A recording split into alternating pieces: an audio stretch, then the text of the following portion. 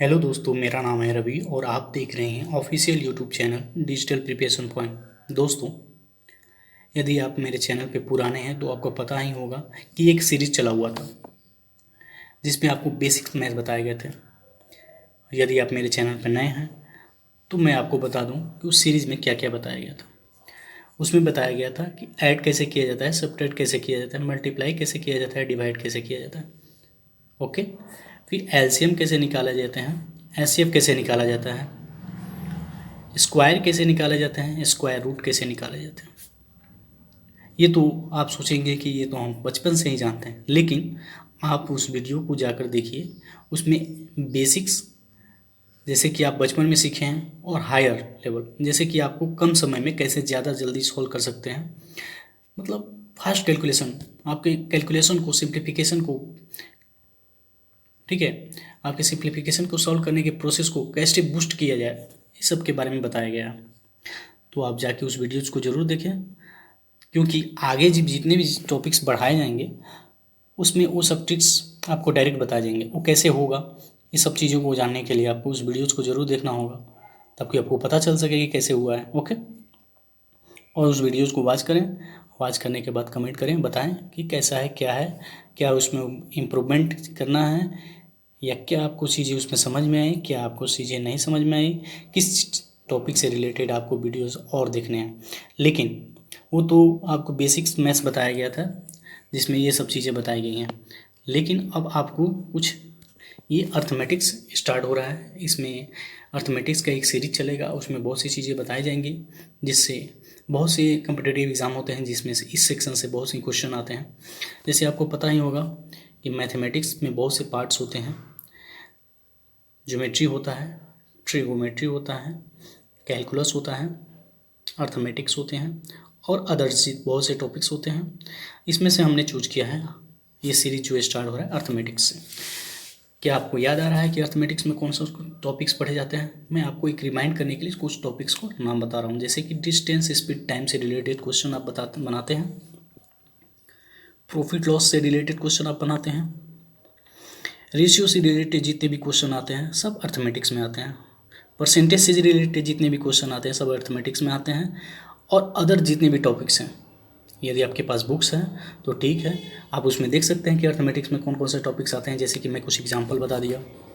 लेकिन यदि आपके पास बुक्स नहीं हैं और आप जानना चाहते हैं कि अर्थमेटिक्स में कौन कौन से टॉपिक्स आते हैं जिससे एग्ज़ाम में क्वेश्चन बनते हैं मैक्सिमम बहुत से एग्ज़ाम में, तो मैं उसका एक पीडीएफ प्रोवाइड कर दूंगा, या वीडियो में उसका स्क्रीनशॉट लेके इमेज प्रोवाइड कर दूंगा ताकि आप उसे नोट डाउन कर लें। ओके, अब जानते हैं कि इस अर्थमेटिक्स में मैं कौन सा टॉपिक स्टार्ट करने वाला हूँ। तो आपको पता ही होगा, जैसे कि यहाँ पे टाइटल लिखा हुआ है परसेंटेज। ओके, तो परसेंटेज ही क्यों स्टार्ट किया जा रहा है? जैसे कि आप मैथमेटिक्स पढ़ते हैं तो मैथमेटिक्स में आपने मैथमेटिक्स स्टार्ट करने पहले आप पढ़े होंगे 1 2 3 4 5, जिसे आप नंबर करते हैं। वैसे ही अर्थमेटिक स्टार्ट करने से पहले आपको परसेंटेज सीखना बहुत ही ज़रूरी है। ये बेसिक्स है अर्थमेटिक्स का, और इसे आप सीख लेंगे तो अर्थमेटिक के 80% सेक्शन जो है आप परसेंटेज से कर सकते हैं। ओके, तो चलिए बिना देर किए परसेंटेज को स्टार्ट करते हैं और जानते हैं कि परसेंटेज होता क्या है। यदि मैं परसेंटेज को डिफाइन करूं तो एक परसेंटेज जो है एक रिप्रेजेंट करने का तरीका है। जैसे कि आप एक एप्पल लेते हैं और बोलते हैं कि इसका मैं 1/3 पार्ट खा लिया, और 1/3 पार्ट खा लिया, या बोला मैं कि भाई को दिया, भाई एप्पल ले लो, वो खा लिया, और मैं माँ से बोल रहा हूँ, माँ मैं भाई तो आधा एप्पल खा लिया। एक ये प्रोसेस हो गया रिप्रेजेंट करने का। फिर मैं ऐसे बोल सकता हूँ कि माँ भाई ने 1/2 एप्पल खा लिया, या मैं फिर ऐसे लिख सकता हूँ कि माँ भाई ने 0.5 एप्पल खा लिया, या मैं ऐसे भी बोल सकता हूँ कि माँ भाई ने 50% एप्पल खा लिया। तो एक रिप्रेजेंट करने का तरीका होता है। ठीक है, अब आते हैं कि जैसे कि मान लो कि एक बॉक्स लिया हुआ है और इसे 100 पार्ट्स में मैंने बांट दिया, और 100 पार्ट्स में बांटने के बाद इसका एक एक पार्ट क्या कहलाएगा, 1% कहलाएगा। अब चूँकि आपको ये समझना होगा कि परसेंट का मतलब होता क्या है, चलिए मैं बताता हूँ। यहाँ पे परसेंट लिखा हुआ है, इस पे ध्यान दीजिए, पर और सेंट, प्रतिशत। चूँकि इंग्लिश में सेंट का मतलब शायद आप जानते होंगे 100 होता है, और पर मतलब जानते ही हैं 1 होता है। प्रति यहाँ पे भी वही बात है, 1, और शत मतलब क्या होगा 100, यानी 100 में 1, यानी जितने बॉक्स बनाए गए हैं और बॉक्स में से एक एक पार्ट जितने होंगे, एक पार्ट अगर उठाया जाए तो क्या कहलाएंगे, 1% कहलाएंगे। ओके, आई होप आपको समझ में आ रहा है, ऐसे ही ध्यान लगा के समझिए। चलिए आगे बात करते हैं। अब देखिए यहाँ पे देखिए, जैसे कि मैं इसमें से अगर येलो पोर्शन को लूँ, अगर येलो को डिनोट करूँ तो क्या डिनोट कर सकता हूँ। यहाँ पे क्वेश्चन में देख रहे हैं आप कि 100 में 16 आपको डिनोट करना है, तो कैसे कर सकते हैं। तो चलिए इसे मैं बताता हूँ, बहुत ही आसानी से सॉल्व हो जाएगा और आप समझ लेंगे। देखिए, तो येलो पोर्शन को मैं बताऊँगा, तो उसे बताने के लिए यहाँ पे 16, और मैं बताया कि एक पार्ट 1%, तो 16 पार्ट 16%, 16% हो गया। अगर मैं ग्रीन को डिनोट करना चाहूँ तो ग्रीन कितने बॉक्स हैं, 40 हैं। और इसे मैं कैसे लिख सकता हूँ, देखिए इसे मैं लिख सकता हूँ, चूँकि एक जो है, एक पार्ट 1% है, तो 40% होगा। इतना तो समझ में आ गया। अब एक बात आप समझ लीजिए, ये परसेंटेज का जो सिंबल है, ये 100 को डिनोट करता है, यानी कंपेयर हमेशा 100 से करेंगे। ओके, बेसिक चीज़ें ये हुई परसेंटेज की। आगे बढ़ते हैं। अब बात आती है कि आप कैसे एक दूसरे को रिप्रेजेंट करेंगे। अब मैं जो बात बताया कि परसेंटेज में डिनोट कर सकते हैं, फ्रैक्शन में डिनोट कर सकते हैं, डेसिमल में डिनोट कर सकते हैं। ओके, तो इसे कैसे इंटरचेंज किया जाएगा, कैसे एक दूसरे में बदला जाएगा। तो सबसे पहले आप देखिए इस फिगर को, तो आप देख रहे हैं, आप इसमें से फिर से बता सकते हैं मैं, और इसे फास्ट बता रहा हूँ ताकि आपको जल्दी से समझ में आए। इसमें ब्लू है, ओके, ब्लू है और ग्रीन है, इन दोनों को डिनोट करना है, तो कैसे डिनोट करेंगे। चलिए डिनोट करना स्टार्ट करते हैं। ब्लू पोर्शन है, सबसे पहले इसे परसेंटेज में डिनोट करना है। परसेंटेज में क्या होगा, तो सबसे पहले इसे काउंट करेंगे। ये 100 पार्ट में बटा हुआ है, ये आप ध्यान रखिएगा, ये 100 है, ठीक है।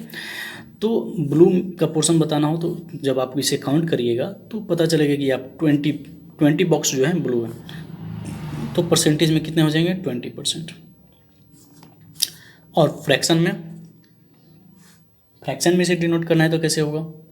तो आप वीडियोस पुराना देखे होंगे बेसिक्स मैथ्स के, तो आपको पता होगा, नहीं पता होगा तो उन वीडियोस को जाकर देखिए।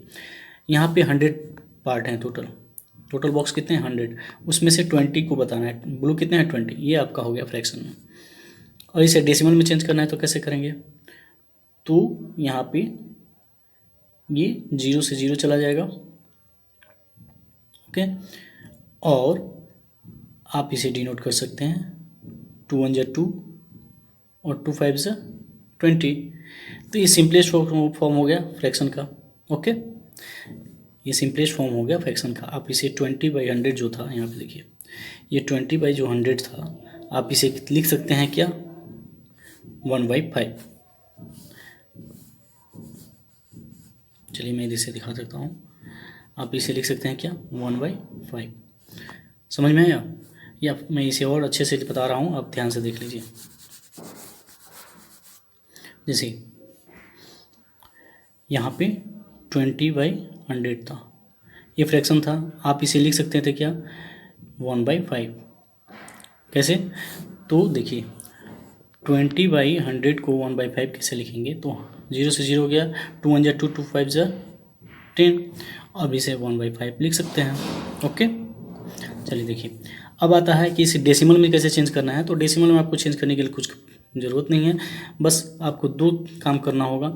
या तो आप इसे चेंज कर दीजिए, फ्रैक्शन को डेसिमल में डिवाइड करके 5 से, आप 5 से 1 में डिवाइड कीजिए, डेसिमल 0, 5 2 10, यानी डेसिमल 2 आ गया। या यहाँ पे आप डेसिमल 2 लिख सकते हैं, यहाँ पे आ गया डेसिमल 2। या आप ये 20/100 को भी चेंज कर सकते हैं, कैसे, 20/100,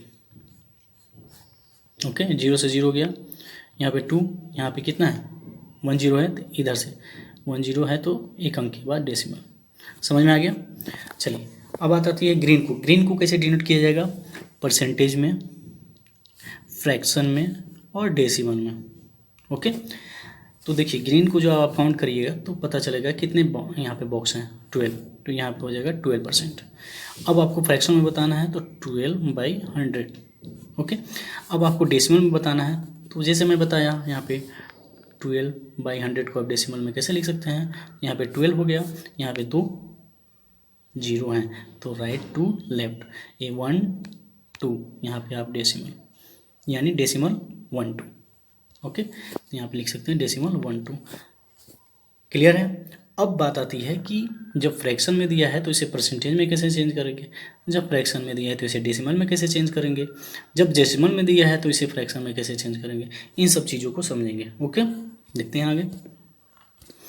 तो एक फ्रैक्शन को परसेंटेज में कैसे चेंज किया जाएगा, तो उसके दो प्रोसेस हो सकते हैं। या तो आप फ्रैक्शन को डेसिमल में चेंज करके परसेंटेज में चेंज कीजिए, या इसको डायरेक्ट भी कर सकते हैं। ओके, तो सबसे पहले फर्स्ट प्रोसेस देखते हैं। ये आप जब फ्रैक्शन को डेसिमल में चेंज करिएगा तो आपको क्या करना होगा? डिवाइड करना होगा। अभी मैं बताया कि फ्रैक्शन को डेसिमल में कैसे चेंज किया जाता है, जस्ट 1 मिनट पहले।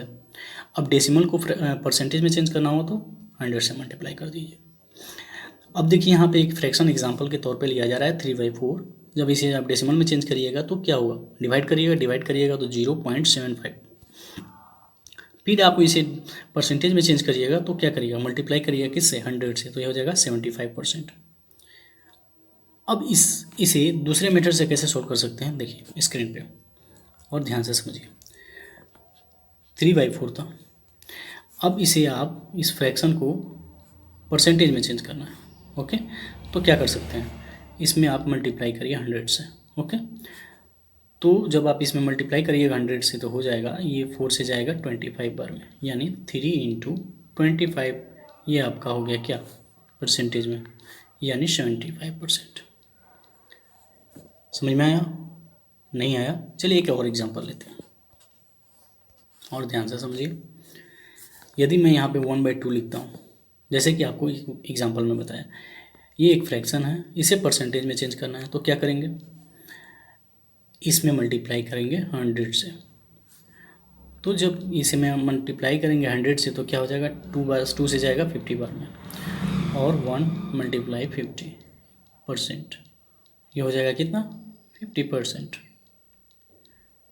ओके, तो इस तरह के वीडियो आपको मिलते रहेंगे। ये लेक्चर 1 है।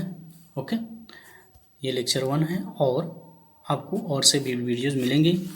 ये लेक्चर 1 है, लेक्चर 2, लेक्चर 3, जितने भी लेक्चर आएंगे परसेंटेज से रिलेटेड, ये परसेंटेज का सीरीज चल रहा है। आपको इसमें बेसिक से लेकर हायर लेवल तक परसेंटेज बताया जाएगा।